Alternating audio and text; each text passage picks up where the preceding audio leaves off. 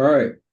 Welcome everyone to episode 7 of the Alignment Gap. Today I'm joined with Varun Bahl, who was a previous lawyer in India and is currently a Master's of Public Policy candidate at Duke University. Thank you so much for joining me today. Thanks, Jun. Just before I get started, I think there's something blocking your camera slightly on the left. Just worried about that. Oh, right. Sorry. Hold on. Perfect. Yeah. Okay, Yeah. great. Yeah. Hi. So, how would you like to get started? I think the first question that we kind of want to know is what your background is, what you've been working on lately, kind of just a brief introduction of yourself. Yeah, no, thanks. So, I graduated from law school in India in 2016. So, that was quite a while back. And I spent like 4 years approximately working as a tech lawyer, did a lot of work for companies, just helping them understand like market entry from a Indian tech law and policy perspective, because it's a space where there's not that much law that's already been created, and there's a Right. lot of new law being proposed and thought about. So like it's as much like, a question of like trying to understand what's already out there, and for companies to understand what they can anticipate and what they can expect, what's the government thinking and stuff. But I also like ended up somehow working a lot with specific governments. India is a federal system of government, so like I ended up like doing work actually or specific assignments with like both the federal government, which is called the central government in India, and then some state governments, and then even a couple of municipal governments, helping them like sort of think about how to redesign property tax systems with like tech and stuff. So that actually got me interested in like thinking about like tech policy more formally, like complementing sort of legal training with knowledge of like economics and tech and stuff. So I wanted to figure out what that looks like, and I joined like a tech trade body. India's largest one actually represents about 3,000 companies, called NASSCOM. So I was a public policy manager there for about, I'd say, 3.5 years. And yeah, I mean, like, I think I'd put off doing a master's because of COVID, basically. Yeah. So, and then finally, like, it felt like I should do it before, I become like a mid-career professional. Otherwise, I'll never do it. So, yeah, that's why I came to Duke, and continuing sort of this focus on like tech law and tech policy generally, but like I'm trying to like sort of get specifically into specific issues in AI policy now, uh, picking up from work that I've done before. So I can get into more detail if you like. Yeah, of course. I think kind of just a general question about your background, what kind of got you specifically into AI policy and kind of what interests you about that? Yeah, so there were like two strands of work that I did before coming to Duke that really got me interested in AI policy. The first one is I did a lot of work like both on the like advising companies on privacy law and boring stuff like just figuring out like what their privacy policy and stuff should look like. But then we also like for pretty much most of my working life, India was developing its own version of the European GDPR. So like work kind of started on that in 2016, and we finally got a law in 2023. And even now, like, the rest of the law is still being set up. So we're still seeing it happen. Right. But yeah, like I meant, like I spent a lot of time working on like data protection, and that there are a lot of intersections with AI and AI governance, right? Like, so Right. because in training data and like essentially like how data is collected and how people's like personal data is used to like both design the algorithms that impact their lives and also like personalized services for them. Like there's so many deep intersections with data protection law. Um, and it really makes you think that like as in what is actually required is maybe not just like a narrow focus on privacy, but like how do you think about like protecting people's rights more holistically as well? So what that looks like. And there's actually a lot of interesting stuff in scholarship around this. But I think the second piece was like I ended up like because India is a place where the government is a huge provider of digital systems as well. Like Right. it's I think like once you come to the US, you realize that like a lot of the things that like we expect the private sector to do when it comes to tech is actually performed by the government back home. Mm. And there's huge questions around AI as well there because like governments are very interested in wanting to use like automated systems for various decision making and sort of allocation questions for like if you can use that term broadly. And so that's a huge area of AI policy actually where we need to be worried about like people's rights being directly impacted because You can always sort of, at the end of the day, find an alternative to a private sector provider of a service, right? You can't do that with your state. So this like the monopoly leads to significant AI policy questions as well. So that's kind of what's like helped me get into like a segue into like AI policy more generally, and actually specifically got me interested into the infrastructure that is being built out to build these large AI systems. Like that's a Right. huge problem from a policy perspective because there's so many difficult questions involved. So yeah. I guess the leading question from that is kind of, in your experience, how have you seen kind of AI systems and companies being developed and deployed differently between the private sector and kind of the public sector back home? Uh, I think very interesting question. I think um, there's obviously like a problem where you see a difference in how the person that is ultimately taking the final call on what needs to be built, that there's a huge difference over there. So Hmm. the first thing is that like private corporations are ultimately driven by like their primary motive, right? Profit, shareholder value. So like you see obviously like a lot of concerns and questions about how private companies are building AI systems and whether they're Right. doing that in an ethical way or not. But like the ultimate end goal that sort of everybody understands is the development of shareholder value. And with the government, there's a different challenge. For governments, like as in the ultimate end goal is sort of this notion of public value and like looking beyond the financial bottom line and like thinking about like the well-being and welfare of the people that they're ostensibly supposed to serve. Right. And that actually makes things like really hard, right? Because if you're a government, like you want to make sure that all the investments that you're making in building automated systems are able to justify like themselves by virtue of creating public value. You're Right. using public money to create systems that impact people. Um, but public value is damn nebulous, right? Like, as in what exactly is, are you creating public value or not? Because we know that like sort of with any technology stuff is a mixed bag, but with like government built systems this is even more difficult to figure out. Obviously exclusion remains like a huge problem with any large scale like digital system. Like for example, we see this across the world where people are trying to build governments are trying to build digital identity systems Yeah. that's ostensibly to make services better targeted to people, and that creates public value and in the justification, right? Like better targeting, better utilization of public money, more welfare, everybody wins. But obviously like challenges in either the design or deployment of digital identity systems leads to the exclusion of people. Like this is also documented in the literature, and so it becomes really difficult to figure out like how do you estimate the costs and benefits of systems like this. Hmm. Like have they had enough time to maybe deliver that public value that we keep talking about? Or like, is it just flawed from the start? And maybe we shouldn't have like essentially like created this one monolithic digital identity system. And maybe we want to like, reduce dependence on that public level system and bring in more checks and balances to avoid exclusion. So it's a very difficult debate, and governments also have their own incentives. So obviously, like as in if you've embarked on a massive like digital project, you need to sort of keep justifying that it's working. And governments are also like often the producer of statistics on their own systems. So there's like, incentive incompatibility problems over there. Like as in what's the truth really? The actor that wants to show success is the one that's also like the one collecting all the information on how to assess success. So you've got problems over there around reliability of statistics and things like that. And so I think um, it's the nebulousness of what the value is that's like ultimately makes that difference very real. Right. Then there's other stuff like, yeah, like I mean obviously you have rights that are different against the state as compared to like private actors and things like that. And also, but yeah, like I find that the public value versus profit difference is the big one.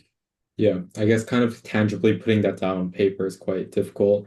Yeah. It is kind of the measure of like you can't measure any given person's happiness. It's kind of difficult and it's very individual and based on the person. I guess kind of going to the realm that's kind of easier to measure in a sense, in terms of private companies and their development of AI models. Um, in the process of developing AI models, obviously there's scaling laws, obviously there's the collection of training data and like, the deployment of that training data. In that process, can you kind of give us like a step-by-step kind of guide into like what are kind of the factors that go into kind of building that model very generally on like a very high level overview and kind of like, what issues may arise with data in th those different parts? Yeah, that's a fantastic question, and like we did sort of like at least start to try and touch upon these issues in a paper that I put out, like which was an explainer for scientists on like the various copyright related debates that are happening right now.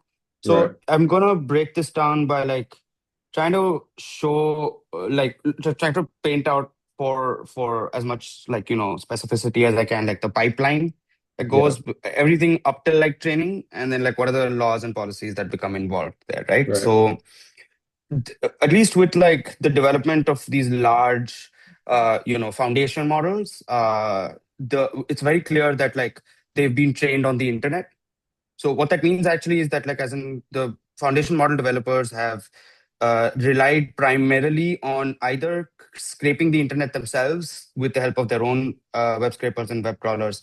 I'm always a little fuzzy about like the difference in terminology about like how the internet is scraped, but yeah, like they have obviously their own data collection systems. They've also relied on like third-party repositories of um, uh, you know, uh, uh, essentially like the amount of information that people put up online, like everything from right, like web pages and websites to like social media posts and things like that. So like that's like repositories like Common Crawl, for example, are a huge source of information for people that are building foundation models. And then obviously like you try and complement that with like these proprietary databases that you acquire through licenses and things like that. Also, hmm, and I'm concentrating here obviously on like foundation models in particular because like as in they involve like the largest amount of information.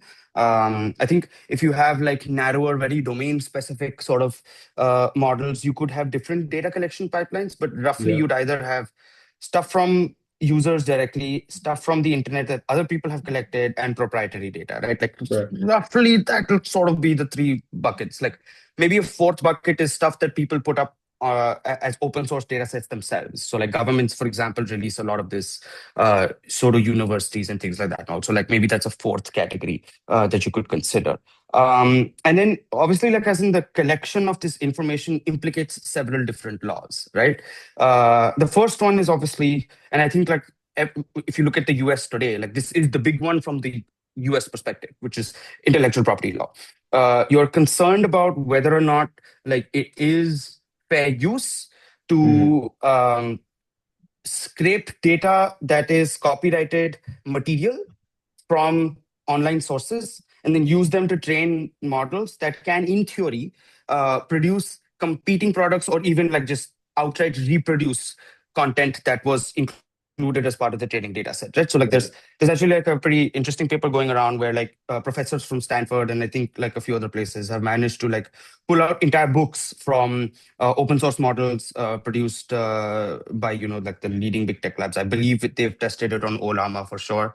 You can essentially put out a prompt and you will be able to reproduce the entire like first 300 pages of Harry Potter 1 or whatever. And like they've right, been able to show that this is a systematic problem. And so copyright obviously like remains like a huge issue. And I think like the question of whether or not this is fair use or not depends on like how you characterize both the purpose of foundation model itself and like then what finally like as in are the outputs, and like it has to be done on a case to case basis. I think like this is not going to be one bright line sort of test, but we know that like from so far where directions are leading, like probably utilizing pirate databases, um uh things like Sci-Hub and LibGen and things like that. And all. Probably utilizing hmm, those sources to train foundation models is not going to be agreed upon by any court or any policymakers in the world, right? It just right, looks at copyright law and laughs at it. So, but the problem with that is that there's a sort of shrinking of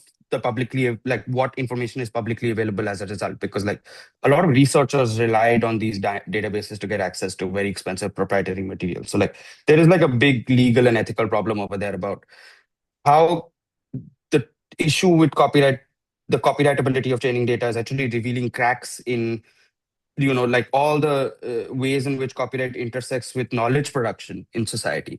Like Hmm. it's awarded maybe, academic publishers far too much of a monopoly and allowed them to charge rents that they shouldn't be allowed to charge. And so like we have to engage with those debates as well.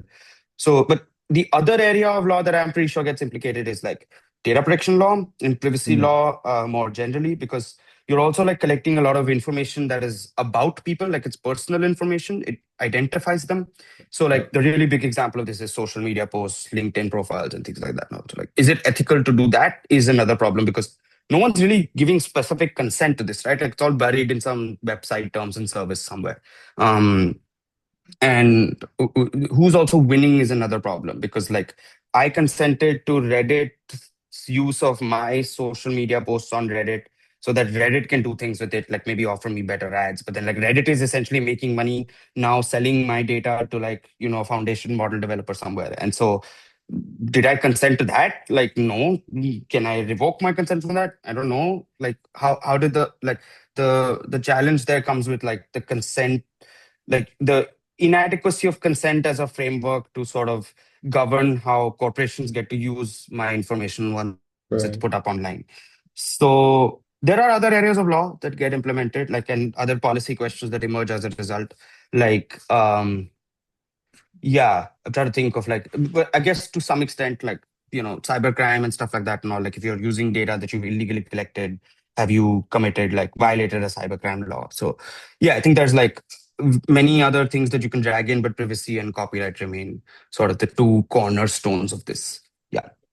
Kind of, I guess the big question about, when people think about AI and privacy and, copyright law and all these infringements, people often think about, very creative pieces of work, like artists and musicians and those sort of works that have been kind of, they claim have been stolen by these foundational AI companies that are using their kind of property, private property without fair use. Kind of what is the deal there? Like, is that I mean, I know some people make the argument that, all art is technically copied from somewhere else, therefore, like, everyone has the right in some way. Kind of what are the legalities surrounding that? And, what is kind of the consensus from more of like the legal community?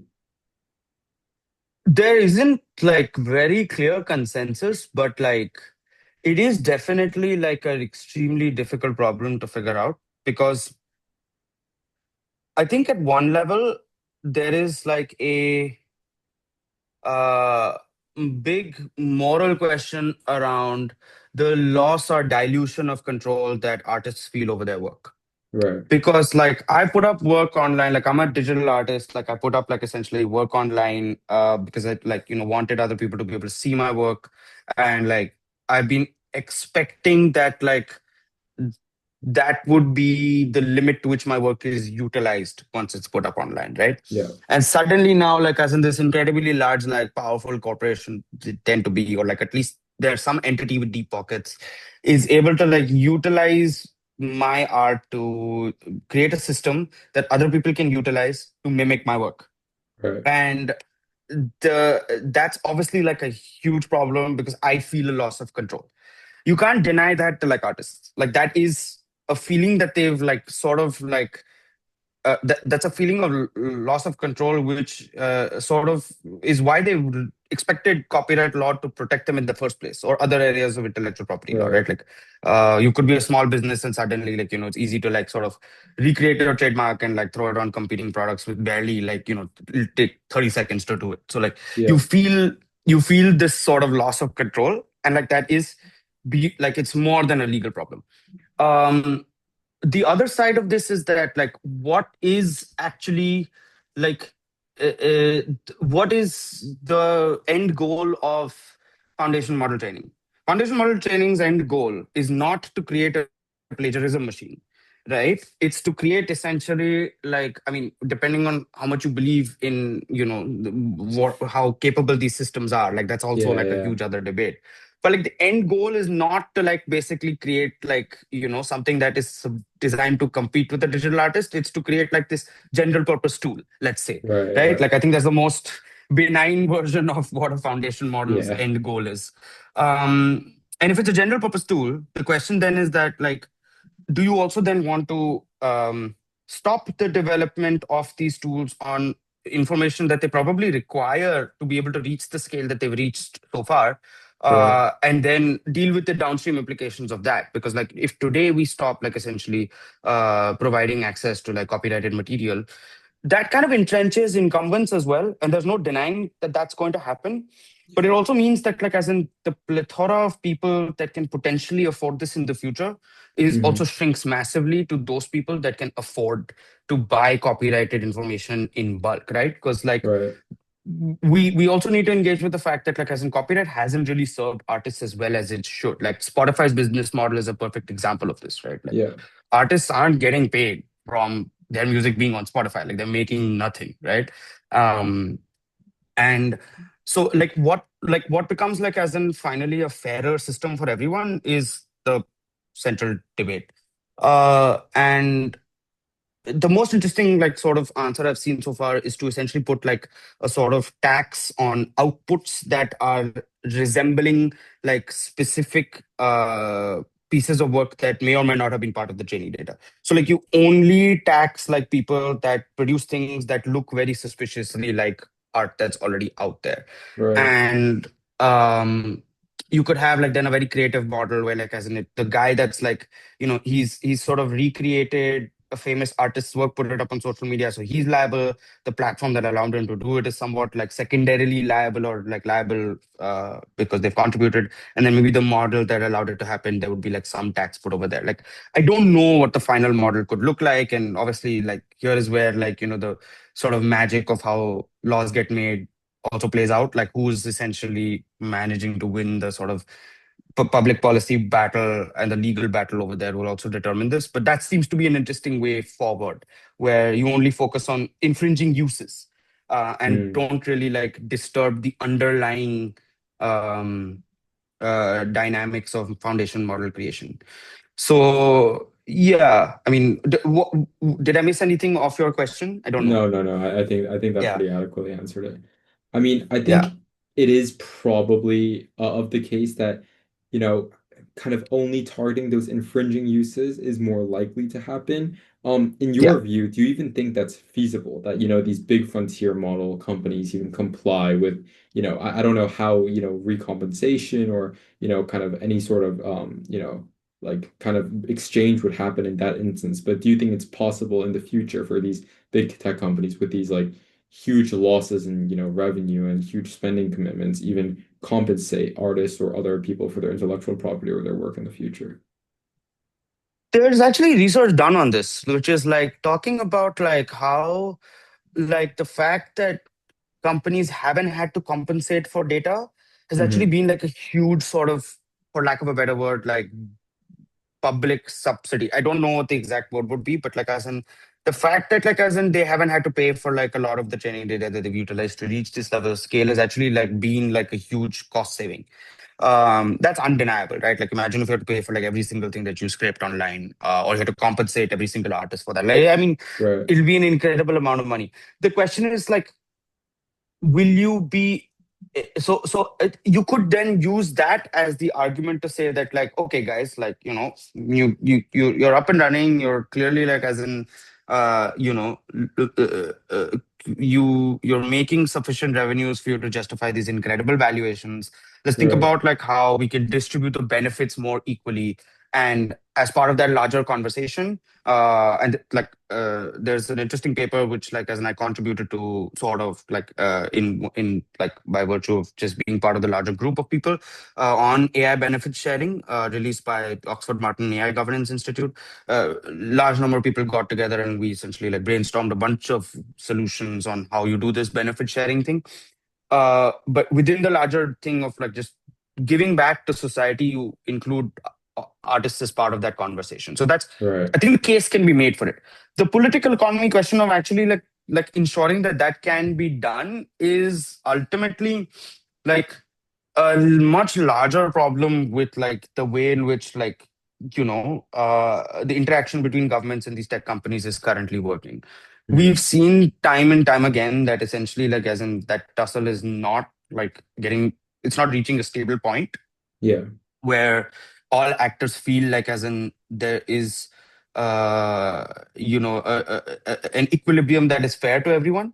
And at the same time, like also like as in most of the very largest corporations that are sort of like in a little bit of everything, like the big tech companies, the let's say top five, top seven, top 10, depending on how you count and number it.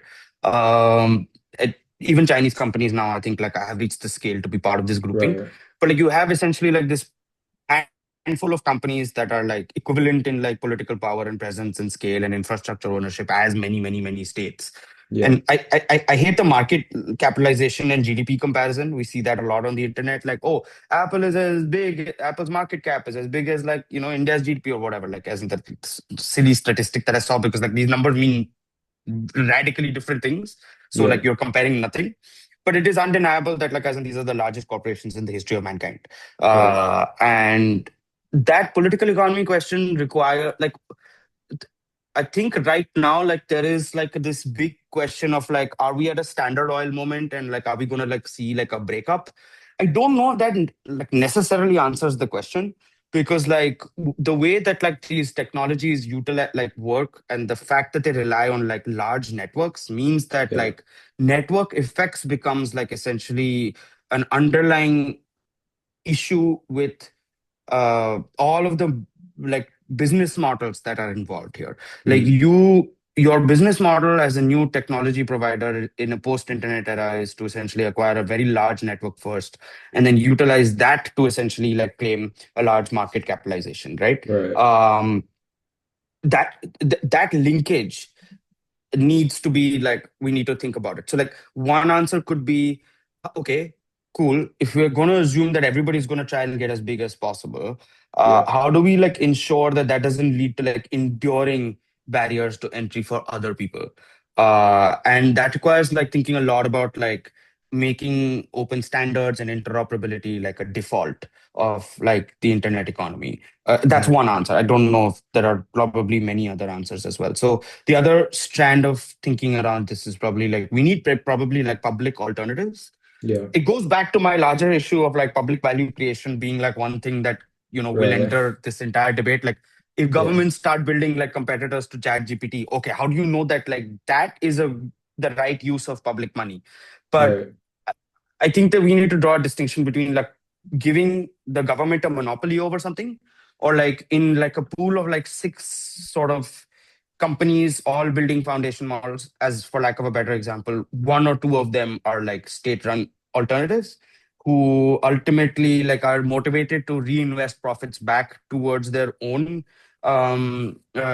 like improving their own products and services, with like the public being the shareholders rather than Right. private investors. So that would be an interesting way to sort of get to a more realistic point, where Yeah. then you could then think about like redistribution better, because you're looking at like sort of making the market less concentrated, and that then allows you to have like a conversation around redistribution.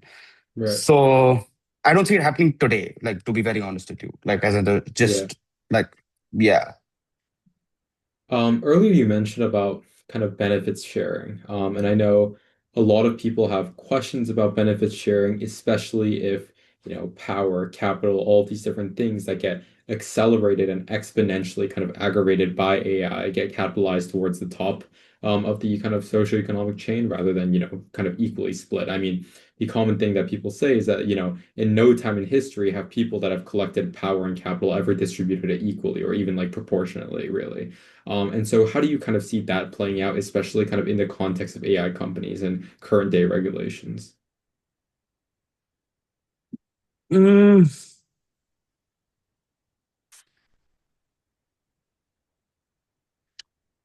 so like we probably need to like and I think the shift is already happening.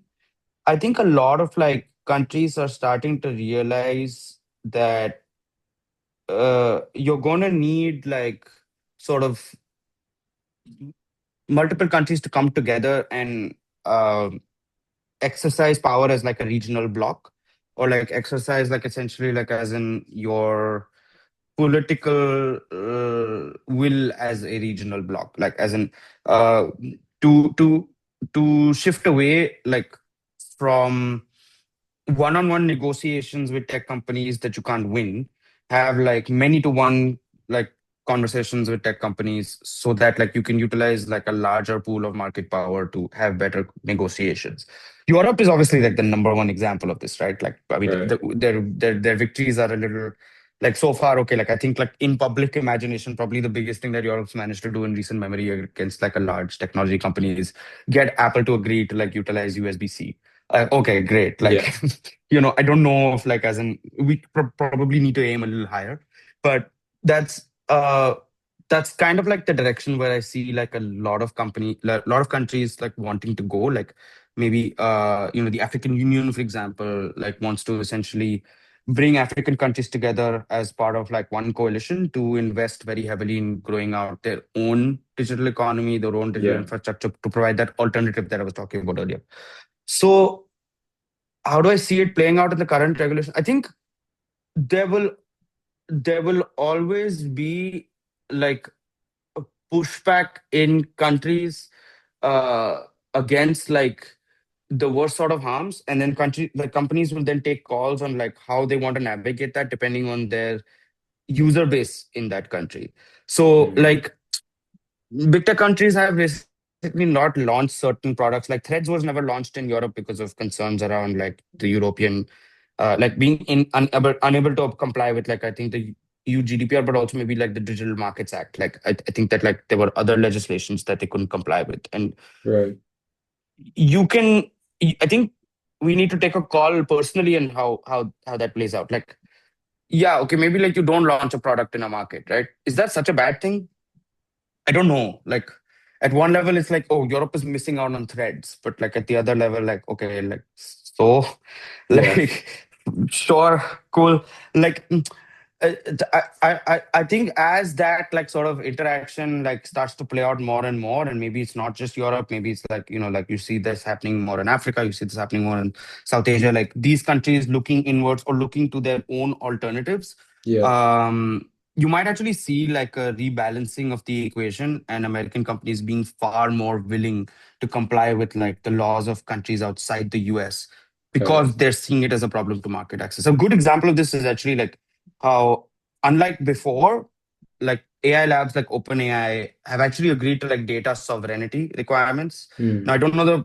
you don't know the fine print, but like earlier, there used to be like a huge problem. Like as in America, the American government and American corporations would like be steadfast on like rejecting any kind of residency or sovereignty requirement around data. And now Right. that positions changed a little bit. So yeah, it's a very complicated interaction, but like we probably need to distinguish between different types of countries, different types of companies, and I think like that relationship is not it can't be collapsed into one simplistic statement.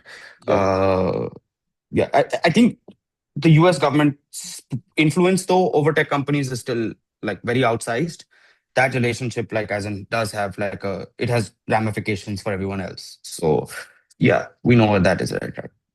How do you personally kind of view the relationships between most of the frontier AI companies and kind of the US government at the moment?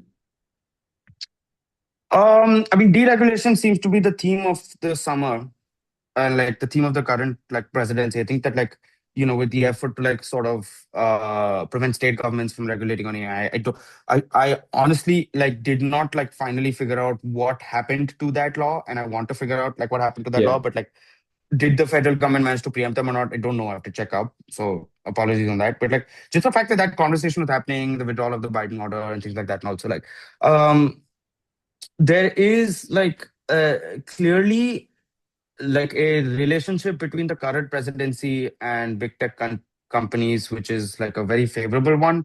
And that isn't new. Like even in previous governments, like America is like a very pro innovation country, and by virtue of pro innovation, like also rewards incumbents quite heavily. But like the question is like how much do you get rewarded under a particular presidency? But like at least with like even the incremental steps towards like a self-regulatory regime that happened with the Biden administration, even those now have sort of been scaled back. And this is Right. like leading to like serious harms, right? Like, so the dismantling of like trust and safety at Grok, for example, is a huge problem. Like, as in the Yeah. fact that like people can create like, like they can essentially create like pornographic images of any woman that is a female user on Twitter is wouldn't I don't think would have happened in like a pre sort of Elon Musk era, or like when like in an era where trust and safety was still a huge part of like expenditure for Twitter, relatively speaking. And like that isn't happening now. And the solution is like essentially like a paid service. Like you pay $9 and then essentially that gets you access to like protections. Like I mean that Yeah.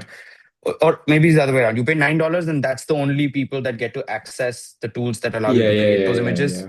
which is sort of just like making it like a pay to play kind of scheme, right? Like it's not a Right. protection. So this, I don't think this would have happened like under like a previous administration as much. So it is like a sign of the times about like how that relationship between like the US government or the US federal government in particular and big tech companies, and how that's playing out into big tech companies' policies.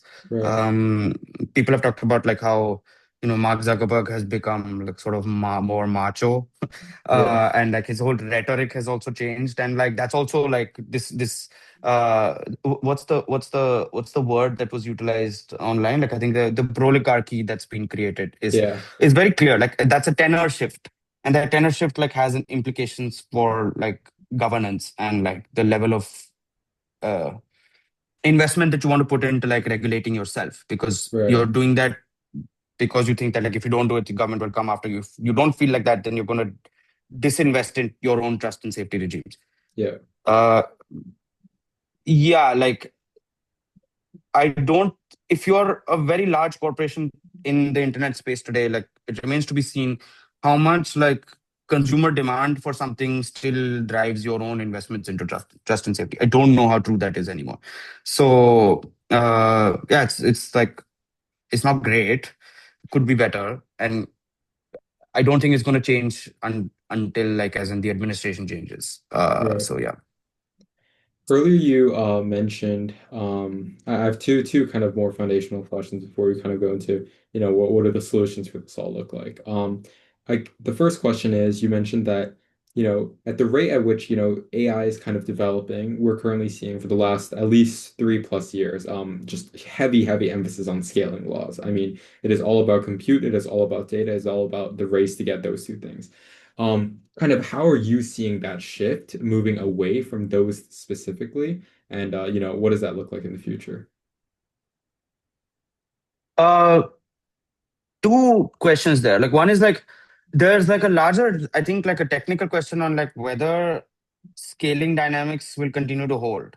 Yeah. Like, do you need to explore like more efficient techniques to train foundation models? Like, I think the shift towards like what was it called? Like uh, mixed method, like mixture of experts method, right? Like Yeah, yeah. that architecture is essentially like as in less rewarding of like just throw like as much data and compute as you can, and more about like training more efficient models that come together. So I mean those kind of architectural changes and like larger questions of like whether or not scaling dynamics will hold at like that level.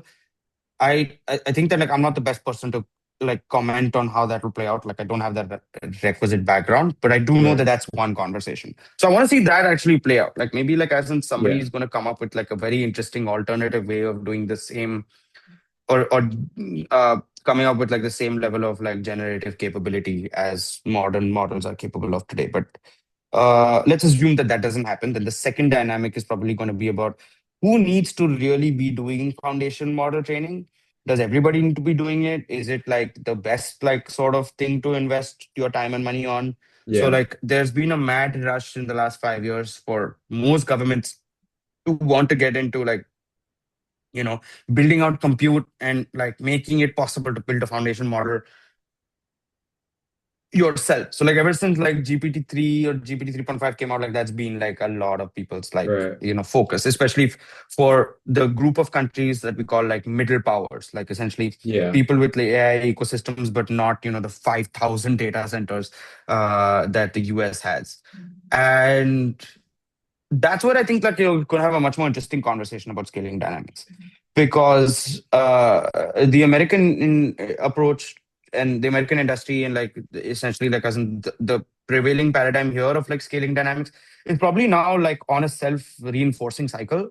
Yeah. like you are investing so heavily in infrastructure because you believe in scaling dynamics, and you believe in scaling dynamics because you have the infrastructure to believe in it. Like, so Right. you're kind of like, feeding that bubble yourself. But other countries don't have to be locked into that, and maybe they can focus more on like utilizing open source models to build more Yeah. applications, and like essentially focus more on impact, or focus more on like uh things like small language models that can run on like edge devices, don't require these massive data centers to run, and can deliver good enough solutions that they can't right now.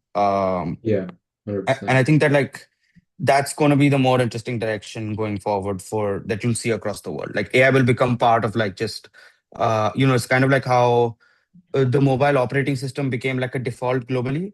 I want to see like a version of that where like as in like you have essentially this cluster of things that like are called like small AI, or like small generative AI, or whatever you want to call it, and like that's part of like the same stack of technologies that everybody has access to. Like Right. everybody across the world, like like I think what like more percentage of the people in the world are online than they are offline. Maybe like more percentage of people will like have devices that are like their own personal local, ideally private like AI models, and like essentially like as in they can utilize that as part of like their lives, their work and stuff like that. And all many heavy assumptions there, because like as in Of I course. don't think that, yeah, like that's a very ideal sort of world, right? Like where we have control over our data. That's a problem today. Tomorrow, will we have control over the models that are built using our data? Probably doesn't look like it. Like a lot of things will have to change for that, but I'd love to see a world where that's true. I guess yeah, we've seen that with like, Jan LeCun, his disagreement at Meta. I think he's doing the world model with like the self-supervised learning these days. And Yeah. so I think that's definitely a different approach as well. I think Google has also started investing in different approaches other than pure scaling laws. So that's all very interesting. I guess the kind Yeah. of last constructive question here then is how have we seen all of this surrounding AI kind of affect the global South? Everyone always talks about how is this going to affect the US largely? How is this going to affect perhaps Europe? But very few people stop to think about, how this affects the global South in, a variety of different ways. How do you see that playing out, and how has it already kind of played out in a sense? The way it's already kind of played out is like, as in obviously like the supply chains that have been created are like heavily tilting like benefits in favor of like the global north as compared to the global south, right? Like as in you have massive valuations for like American corporations that rest on like supply chains that are inherently exploitative of people in the global south. So like this could be everything from the fact that like as in global south countries bear the costs of like the environmental damage and the impact of like mining in the like Yeah, mining various rare earth minerals and other things like that, that like impact local communities over there, to like the data labeling industry, and how essentially like as in that kind of reproduces these like horrific like sweatshops and stuff. So those are like very well understood. Like I think that like other people have like spoken and written incredibly well about that. uh I've been trying to figure out like as in what are the other ways in which like this has impacted the global south. And I think uh one is obviously like as in I think like there's a lot more like interest, and this is like a neutral to like maybe potentially positive development. There's a lot more interest in like wanting to like grow entrepreneurship ecosystems, which is yeah, interesting, right? Like as in the many countries in the global south like as in have historically, by virtue of their development cycles, uh, had governments that like have been more command and control in their design and in their architecture and in how they right. used to regulate. And now like as in everybody's trying to create their own quote unquote Silicon Valleys everywhere. Yeah, And maybe that's like new. Like I don't believe in the Silicon Valley ethos. Like this, like break things first and then apologize for it later stuff is obviously yeah, hugely harmful. But like the idea that like as an entrepreneurship is like a good thing to encourage is maybe like rewarding, because like as in it essentially involves and creates more on ground opportunities if like people are like able to sort of participate in more than just like sort of a labor centric capacity. right.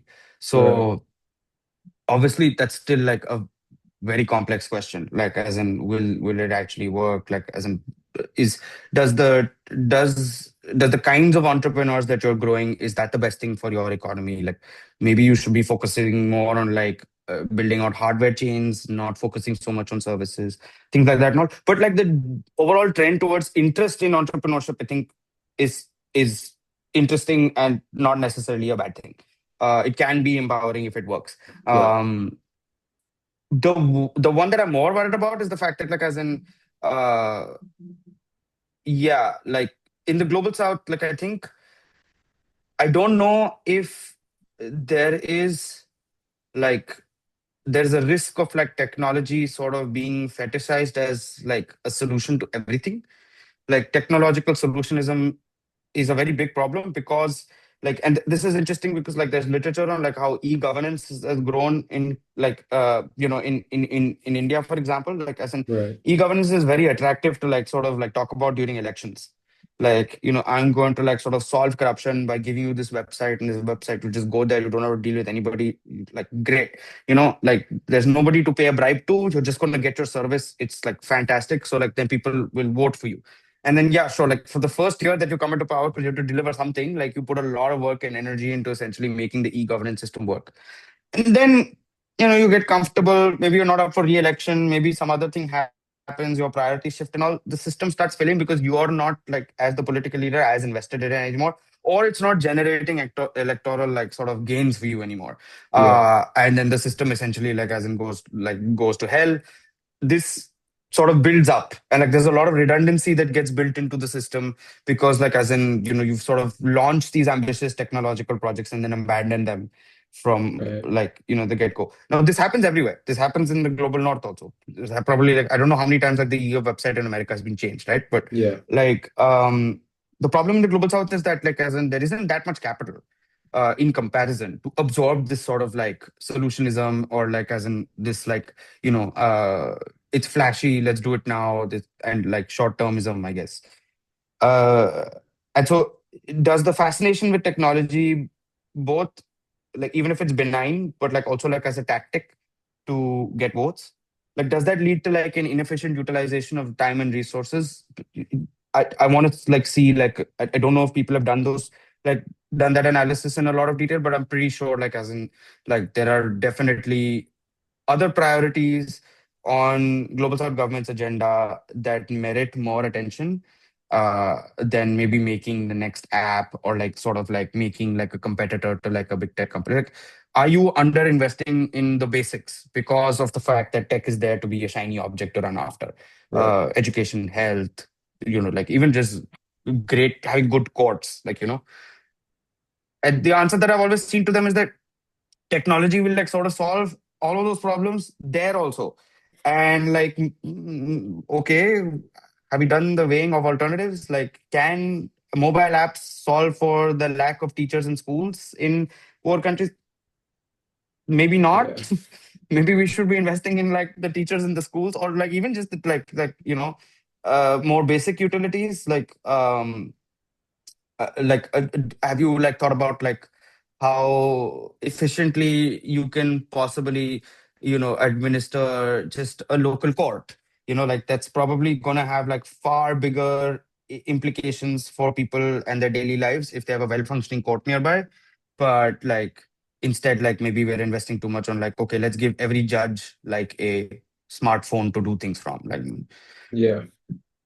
that's a long-term problem that is like got huge implications on it, and like you can get into like a lot of questions around, is the intersection of technology into governance also creating ways to like sort of reduce the accountability that you can hold on government officials because they have a technical system to blame. So Right. I want to see those dynamics sort of like, as in, I think those dynamics deserve much more attention today. Yeah. Yeah, and that's something that like I think people are already writing about, but like I don't know whether it's enough to sort of ride the counter narrative that tech will solve everything, which is like a huge and very powerful narrative. I think that tends to be the super dominant narrative. It's a very convenient narrative.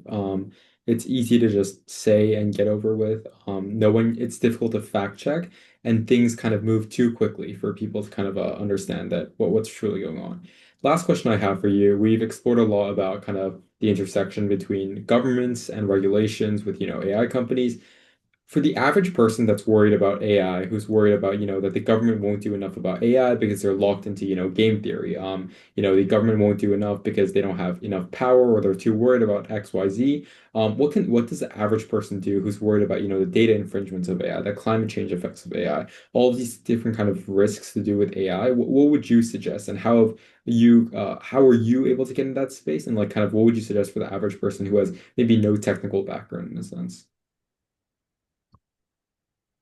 We probably like the average person probably needs to like have a very like so I don't I think that the analogy falls short, but like an analogy that you hear a lot is like you think about like your technology the way you think about your diet. Right. Earlier, it was like essentially like having a conversation about like what's your information diet? Like, are you too reliant on social media as a source of information and stuff like that? But like now, it's like like even deeper. Like, are you shaping too much of your thinking and too much of your work, and like, are you outsourcing too much of like basically like your brain to a AI system? Is probably should be according to me like the biggest thing to engage with like as an average person, because it's an incredibly easy way to like do less work and like or convince yourself that you're being quote unquote more productive. And like I Yeah, think programmers are starting to realize that like it's so much easier, you could do so much more if you utilize like large language models. But the flip side is that like as in you are definitely like learning a hell of a lot less. Like this is not like previous technologies where like as in the transition moved from like sort of like oh pen and paper to computer typing, right? Like maybe there was some function loss, but like those I don't know whether those skills were like necessarily like a huge deal. uh like people, I think my like grandfather used to talk about like the fact that everybody has a bad terrible handwriting in my generation because you just don't have to handwrite as much as they did, right? So yeah, okay, maybe like as in handwriting and people not handwriting anymore is not that big of a deal. But with like these with foundation models, I don't know. Maybe I'm also just getting older. So like as in maybe like 15 years from now, like as in whatever we've lost and whatever we've gained as a result would net be a positive. But to me, yeah, like as in it seems too easy to like essentially like outsource like a very critical part right. of like your thought process to a system, specifically learning things. And like as in it's so much easier when you don't have to like basically like try to do a task yourself, because you can get like even a first draft from like a generative AI system, and that first Yeah. draft is usually good. So like lots of literature coming out of this. So like that's where I would start. Other things like for example like data infringements and like climate infringements and things like I think people need to start having a conversation around this where it's a conversation about like the structural forces at play and less so about like individual responsibility. Like a large problem that's like I've seen like happening, and maybe it's like a global thing, but like definitely here as well, is like, oh, do your bit and the problem will get solved. Like maybe don't use ChatGPT as much, or like move to using an open source model that you can run locally so you're not killing a tree. Like I think that like that's a narrative that gets like occupies a lot of space in society, because you can then move attention away from like larger systemic or structural forces at play, right? Like if everybody plants a tree, climate change will get solved, is kind of like the best way to distract public attention away from, hey, oil companies essentially, like as in, like actively contribute like 84% of global emissions because they refuse to move away to like cleaner sources of fuel. Like, uh, there is definitely like as in a need for like people to figure out how to engage with structural issues like more deeply. And um it doesn't matter like where your like sort of political leanings are in this point, like the ability to like sort of like not make this about like your own responsibility, and to like also have an equally deep conversation about what you want like this larger like institutional sort of system to look like.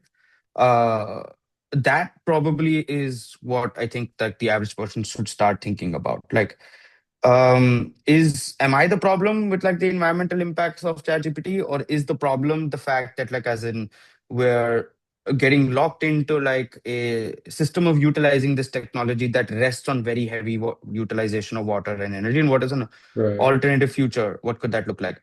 This sounds abstract, and for many people it gets quite difficult, but I don't want to like infantilize people like that. I think that like people are perfectly capable of having like complex conversations about things if they see it in the right perspective. So I don't know how to do that, but like maybe that's like what I would advise to the average person. Yeah, well, like once they kind of create that perspective that maybe there are kind of deeper things at play here. And it's Yeah. not just me, but it's, an AI company who is deliberately creating something that is designed to be sycophantic, that is designed to give me psychosis, that is designed to, kind of race towards AGI in a sense. Um, I guess it's difficult because there aren't many formalized kind of routes or avenues in today's world to kind of because of the awareness is not there. There isn't enough kind of, in my opinion, mass collectivization of people in a sense against the harms of AI, and people talk about it, but people don't, I feel like people don't truly understand the weight of it. Like the average person is kind of, I feel, unaware about all the risks of AI, especially about the potential for all of these kind of more harmful, more existential things. Do you think there are actions that people can take following that? Um, the conversation is very different depending on where you are in the world, Yeah, obviously. And I don't just mean that in terms of countries, like also in terms of like your own like sort of socioeconomic capital and like where you are. Like if you're somebody that has to work like two jobs to make like, to just stay afloat, it's really hard to like essentially like as in engage very deeply on the harms of AI. But yeah, like uh it's we need to like basically figure out like how you can have like more diversified engagement uh in your like political sphere. And like maybe demanding that, like I think that like as in just being able to raise the demand for like as in an alternative to like just demanding an alternative to like their default is probably a good place to start. So like I think a very interesting example of this that I remember, which I thought was like fairly unique, was there was like massive protests in the UK against a system that was like an automated system involved in their schooling system. I don't remember exactly what the function of the system was, but there was like quite a big like there was quite significant backlash against it, and it led to the system being like sort of revoked.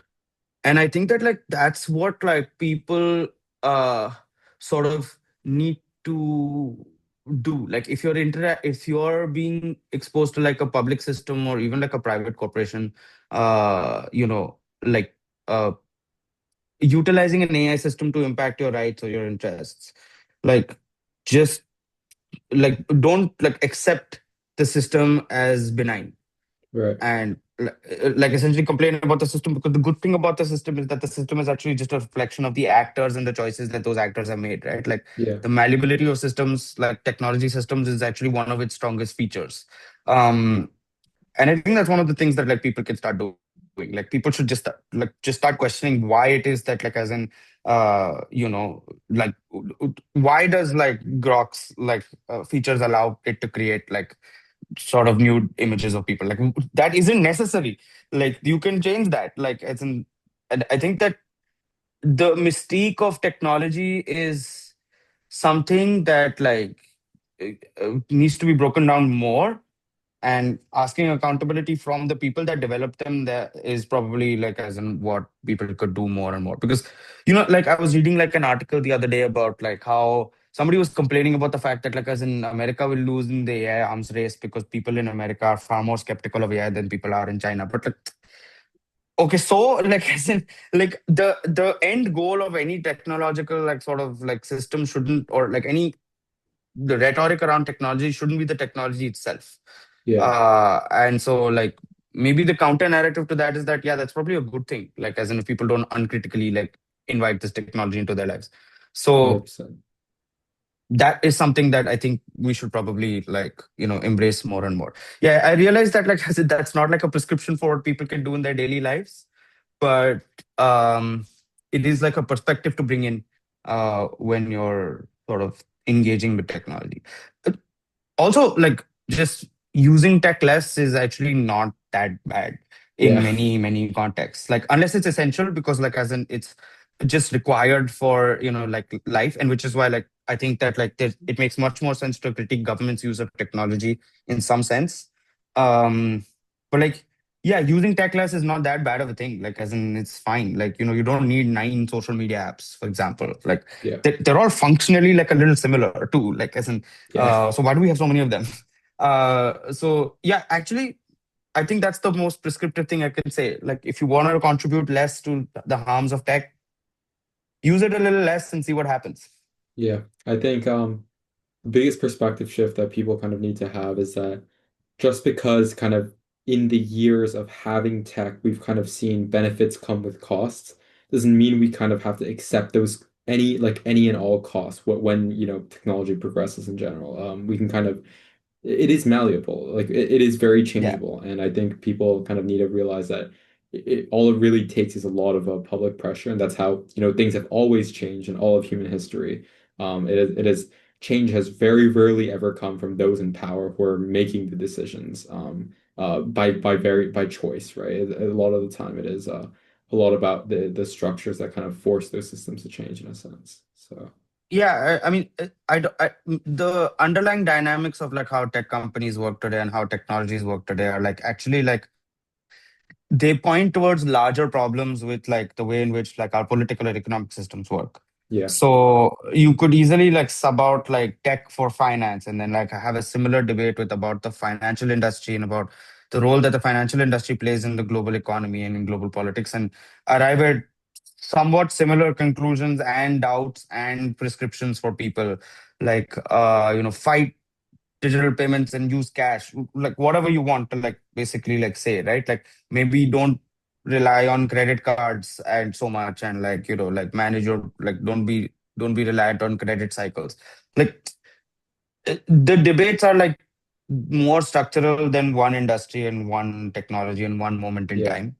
But maybe like I don't know, like maybe the only way to like as in uh like this is a larger question that like they ask us at the beginning of like the public policy degree here at Duke, which is like, are you an incrementalist or are you somebody that like wants radical change in one go? Like, do you want to like sort of push for that? And like, I think my own thinking plays into this. Like, I think that like as in I'm somebody that like thinks that like an incrementalist approach is more sensible as long as like as in you have one clear target at the end in mind, and so like just keep like chipping away at the problem till you reach like a better equilibrium, because uh the world is complicated, and like I said, it's very hard to like arrive at like a new yeah, like equilibrium in one go. Like revolutions don't always lead to like better outcomes. yeah, So yeah, what is the incrementalist tech agenda to like less dependence on large technology corporations, less AI risks, less AI arms? There are many people writing and thinking about that. And yeah, like I'm sure like your other people in your other podcasts will also point you towards yeah, other more practical solutions. But if we had to like go away with one thing at the end of this conversation, I'd just like to see like more enforcement of like new tech laws, like by governments and regulators. Like a lot of governments have new laws for data protection, for like AI regulation. Like it isn't like maybe like some governments like in the world, like India, like Europe, even several African countries with data protection laws, like maybe like the focus now should just be on like enforce. Let's see what happens like when that happens.